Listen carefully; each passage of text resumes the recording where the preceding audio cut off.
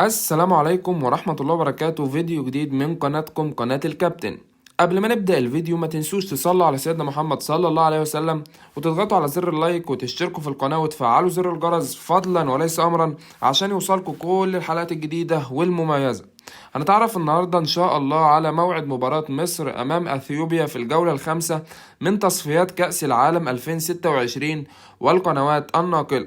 بس قبل ما نخش في التفاصيل هذكركم بحاجات بسيطة جدا. يتصدر منتخب مصر المجموعة الأولى برصيد 10 نقاط بعد خوضه 4 مباريات، حيث حقق 3 انتصارات وتعادل في مباراة واحدة. وإليكم التفاصيل الآن. سوف تنطلق صافرة بداية المباراة في تمام الساعة 13 بتوقيت تونس والجزائر والمغرب، 4 مساء بتوقيت مصر وليبيا والسودان، 5 مساء بتوقيت السعودية والكويت والعراق واليمن والأردن وسوريا وقطر والبحرين، 6 مساء بتوقيت الإمارات وسلطنة عمان. وسوف تذاع المباراة عبر قناة أون تايم سبورت المصرية وإس إس سي السعودية وبين سبورت القطرية. وقبل ما انهي الفيديو عاوز اعرفكم ان انا عملت قناة تليجرام، وعاوز حضراتكم تشرفوني هناك. هسيب لكم لينك القناة في التعليق المثبت، وانضموا هناك عشان تعرفوا تفاصيل اكتر عن كرة القدم.